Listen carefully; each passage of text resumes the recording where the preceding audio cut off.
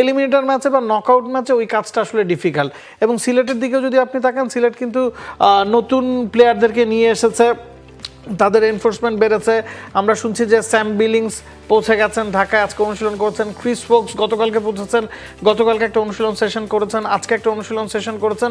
তো সিলেটের দলটাতেও কিন্তু ভারসাম্যের যে একটা অভাব ছিল, সেই জায়গাটা তারা অনেকখানি পুষিয়ে নিয়েছে। হাড্ডাহাড্ডি ম্যাচ হবে, মানে এখানে আপনি সিলেটকে কোনোভাবেই পিছিয়ে রাখতে পারবেন না। রংপুর নামের সঙ্গে হেভিওয়েট তকমাটা থাকলেও সিলেট যেই নামগুলো ভিড়িয়েছে শেষ মুহূর্তে, সেটা সিলেটকে একটা বাড়তি একটা কনফিডেন্স দিবে। Because Sam Billings, Moeen Ali, Ethan Brooks, Chris Woakes, এই নামগুলো লন্ডন টাইটান্স যে exactly that's very good name, London Titans. So absolutely, so ওই জায়গা থেকে সেটা কিন্তু রংপুরের জন্য এক ধরনের থ্রেট অবশ্যই থাকবে। সিলেট টাইটান্স অন্তত তারা তাদের 11টাকে সেই জায়গাতে নিতে পেরেছে প্লে অফকে সামনে রেখে।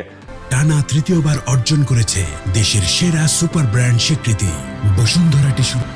পারভেজ ইমন, তিনিও কিন্তু আপনি দেখেন এই অন্তত তাওহিদ হৃদয় সেঞ্চুরি করার আগ পর্যন্ত তিনি কিন্তু টপ রান গেটার ছিলেন। সো সেই জায়গা থেকে তাদের টপ অর্ডারে একটা ইন্সপিরেশন আছে পারভেজ ইমনের ব্যাট, অ্যান্ড ফলোড বাই যে নামগুলো আসলে আমরা দেখছি, স্পেশালি বিদেশি ইনক্লুশন যেগুলো, সেগুলো কিন্তু রংপুরের জন্য অবশ্যই এই দলটা টপ অর্ডারে খানিকটা দুর্বলতা আছে। আপনি যদি খেয়াল করেন যে টপ অর্ডারে কিন্তু প্রথম তিনজনই লোকাল, এবং Toufiq Tushar, Ariful Islam, they are not proven. Parvez Emon 329 run করেছেন, 131 স্ট্রাইক রেট। এবারে টুর্নামেন্টে তিনি ভালো ফর্মে আছেন। প্রথম 4টা ম্যাচ 4 নম্বরে খেলেছিলেন, রান করেছেন। এরপর টপ অর্ডারে যাওয়ার পরে আবার রান পাচ্ছিলেন না। শেষ 2টা ম্যাচে আবার তিনি ওপেনিংয়ে ভালো রান করেছেন, তো তিনি ফর্মে আছেন। তবে শুরুতে 2-1টা উইকেট চলে গেলে Sam Billings, Moeen Ali, Ethan Brooks, Chris Foakes, যে 4 ইংলিশ ক্রিকেটারকে তারা দলে ভিড়িয়েছে, তাদের উপর আসলে প্রেশারটা ক্রিয়েট করা যাবে। তো টপ অর্ডারে কিছুটা ঘাটতি আসলে দেখা যাচ্ছে। বোলিংটা তাদের সোর্ট আউট।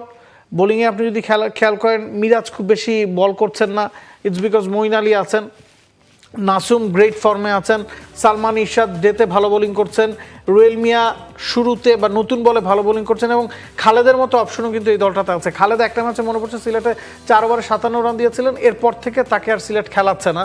এবং Khaled can be a handy bowler, তো অপশনও তাদের কাছে আছে। এবং ক্রিস ফোক্স, স্যাম বিলিংসের ইনক্লুশনটা এই দলে ব্যালেন্স অনেকখানি ফিরিয়ে আনছে। আপনি ব্যালেন্সের কথা বলে রংপুরের 11 যেটা আছে সেটাও আমরা খানিকক্ষণ পর দেখবো। সেখানে যদি আমরা দেখি তাহলে Towhid Hridoy, David Malan, Liton Das, Kyle Mayers, Mahmudullah Riyad, Khushdil Shah, Nurul Hasan Sohan, Fahim Ashraf, all the names are proven. মানে বড় মঞ্চের জন্য এর চেয়ে ভালো নাম আর কিন্তু হতে পারে না। এবং আপনি যদি সম্ভাব্য একাদশটার দিকে তাকান, তাহলে মনে হবে যেটা আপনি খানিকক্ষণ আগে সিলেটের কথা বলছিলেন, টপ অর্ডারের যেই ল্যাকিংটা আসলে ছিল, সেটা কিন্তু রংপুরের ক্ষেত্রে দেখা যাচ্ছে না। এবং টপ টু বটম পুরো জায়গাটাতে তারা একটা ব্যালেন্স কিন্তু রাখতে পেরেছে। অ্যান্ড তাওহিদ যেহেতু সেঞ্চুরিটা করেছেন, ঠিক এই জায়গা থেকে প্লে অফে একটা অন্যরকম উদ্দীপনা থাকবে। শুধুমাত্র তার ক্ষেত্রে না, টপ অর্ডারে কেউ যখন আসলে রান পায়, সেটার স্পার্কটা পুরো টিমের মধ্যেই কিন্তু আসলে পাঞ্চ হয়ে যায়। সো ওইটা কিন্তু রংপুরকে একটা অন্যরকম একটা কনফিডেন্স দিবে। দেখুন, আমরা একাদশটা যেখানে দেখছি, রংপুর রাইডার্সের টপ 4-এ 2জন বিদেশি, 2জন দেশি তারকা। তাওহিদ হৃদয় এই টুর্নামেন্টে এখন পর্যন্ত হাইয়েস্ট রান গেটার, 378 রান করেছেন। লিটন দাস জাতীয় দলের ক্যাপ্টেন, 201 রান করেছেন। মায়ার্স, মালান, তারাও ফর্মে আছেন। তো সব মিলিয়ে ব্যালেন্সড একটা দল। একমাত্র সমস্যা এই দলটা যেটা মনে হয়েছে যে স্পিন ডিপার্টমেন্টে তারা খুব বেশি রদবদল করেছে। আপনি যদি শুরু থেকে খেয়াল করেন, আলিসকে এক বিপিএল থেকে আরেক বিপিএল সরাসরি খেলানো হয়েছে কোনো প্র্যাকটিস ম্যাচ ছাড়া, তিনি পারফর্ম করছিলেন। এরপরে গিয়ে সুফিয়ান মুকিমকে তারা দলে ভিড়িয়েছে যখন ফাহিম আশরাফ চলে গেছেন। এরপর রাকিবুল কোনো ম্যাচ খেলেছেন। তো স্পিনারদের ওপর একটানা ভরসা তারা রাখেনি, যেই জায়গায় তাদের একটা ল্যাকিংস আছে। কোনো ম্যাচ আলিস খেলেছে, ফিফথ বোলার ওই জায়গাটাতে একটা বারবারই চেঞ্জ হতে আমরা দেখেছি। সো 4টা বোলার তারা কিন্তু মোটামুটি ফিক্স রাখতে পেরেছে। আমরা যদি 3টা বোলারের কথা বলি, মুস্তাফিজ, নাহিদ, ফাহিম আশরাফ ওকে, আলিস ওকে। সো 5 নম্বর বোলারটা আসলে কে? খুশদিল শাহ।